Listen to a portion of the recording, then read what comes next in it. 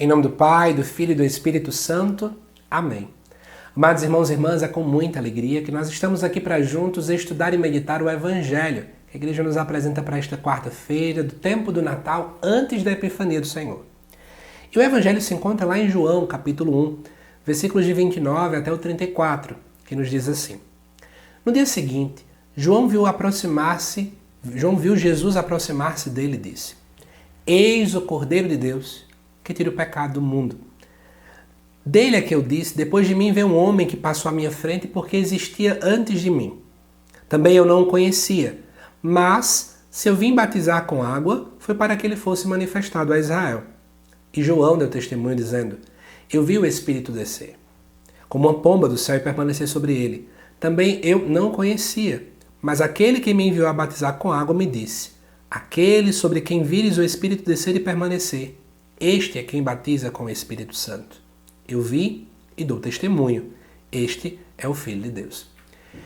Amados irmãos e irmãs, uma das características mais bonitas, ou expressões mais bonitas sobre Jesus, ao meu ver, é a expressão Cordeiro de Deus. Não é à toa que em cada Santa Missa, dentro do rito da comunhão, a Igreja preserva essa expressão que é dita pelo Padre: Eis o Cordeiro de Deus.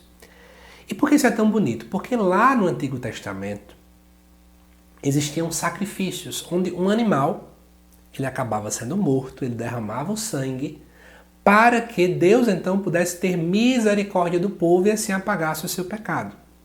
Só que se você parar para observar, esse tipo de sacrifício ele era incompleto. Por quê?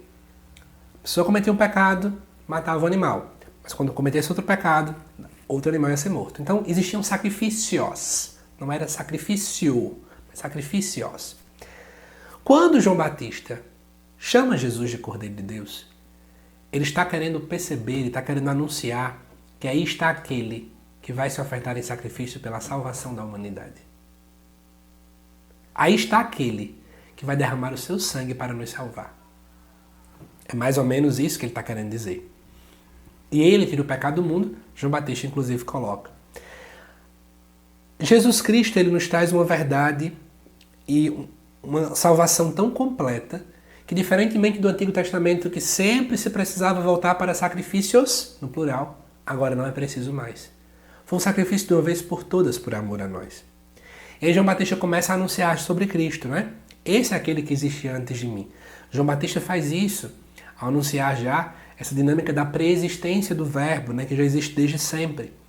E ele vai dizer que não o conhecia, mas ele foi batizar o povo com água, preparando o caminho para que depois Jesus viesse.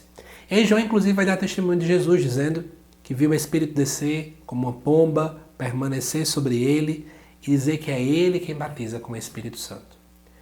E aí a grande pergunta é o que seria essa ideia de batismo com o Espírito Santo que é colocada aqui dentro do texto de João, tá bom? Eu sei que nós temos hoje, dentro do contexto católico, várias interpretações que elas vão surgindo, né? Por exemplo, existem grupos que interpretam o batismo no Espírito Santo como uma espécie de uma experiência mais profunda com o Espírito Santo, um tomar consciência, que em outras camadas da igreja isso é denominado como encontro pessoal com Jesus. Mas eu quero falar o que é que no Evangelho de João, no momento em que foi escrito, qual é a visão que é trazida aqui.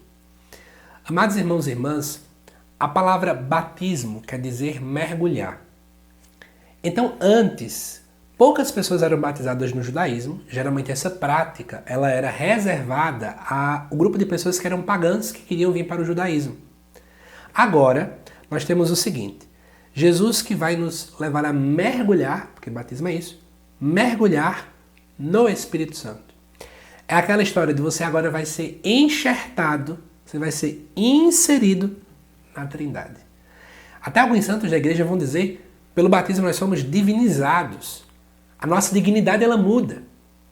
Na verdade, o batismo no Espírito Santo é o batismo sacramental, nesse contexto. Jesus, pelas águas do batismo, pelo sacramento que ele mesmo deu à igreja para que ela pudesse administrar sobre cada um de nós, agora eu e você temos uma dignidade diferente. Eu não sou mais uma criatura. Eu não vou apenas dizer, Deus me fez, mas eu vou lembrar da primeira leitura que nós vimos e vamos recordar. Temos um grande presente em nossa vida. Eu agora sou filho de Deus. Ou seja, o batismo transforma por completo a nossa vida, ao ponto de tocar na nossa natureza, digamos assim. Não é que a gente começa a se tornar Deus, mas a minha dignidade ela muda. Então, que nós possamos ter essa experiência, esse zelo. O Papa Francisco sempre questiona muito, né? Poucos de nós sabemos nem sequer a data em que fomos batizados. Poucos de nós olhamos para o batismo com esse brilho no olhar. E a igreja nos convida, nesta liturgia de hoje, a refletir melhor como é que eu tenho vivido, como é que eu tenho zelado, né, por esse grande presente, que é ser filho de Deus. Que Deus te abençoe, amado irmão e irmã. Te aguardo nos próximos vídeos aqui do canal. Até mais.